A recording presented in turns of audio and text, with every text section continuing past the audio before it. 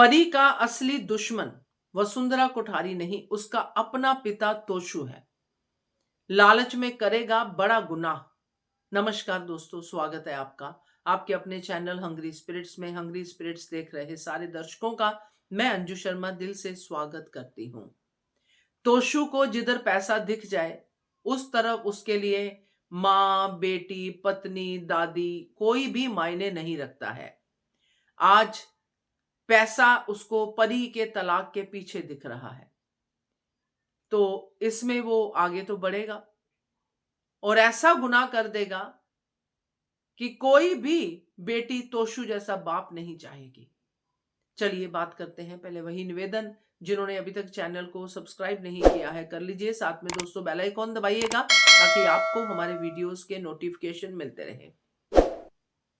जहां तलाक की बातें हो रही थी वहां पे पैचअप हो गया है।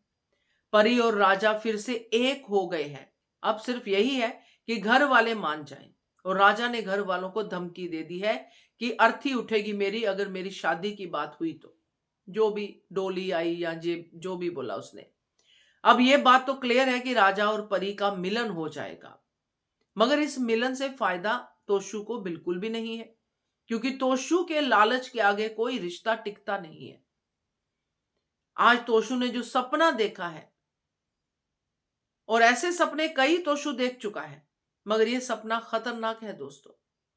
मैं यहां पे केंजल के बारे में भी बोलूंगी कि केंजल क्यों तोशु को कंट्रोल नहीं करती है, क्यों तोशु को घर से बाहर नहीं निकालती है, क्यों तोशु से तलाक नहीं लेती है। क्योंकि तोशु अब जो नुकसान करेगा ना परी का, उसके बाद केंजल अगर सिर्फ डायलॉग बोलती रह जाएगी तो फिर केंजल तो कुछ नहीं है। क्योंकि अल्टीमेटली सजा तो अनुपमा देगी, मगर उससे पहले तोशु नुकसान कर देगा लालच में। क्योंकि तलाक होना ही चाहिए। जो अपनी मां की डेथ सर्टिफिकेट नकली बनवा सकता है, वो अपनी परी के लिए तलाक के पेपर्स पे साइन क्यों नहीं करवा सकता, तलाक क्यों नहीं करवा सकता? क्योंकि ये आगे तलाक करवाने में पूरी तरह से जाएगा।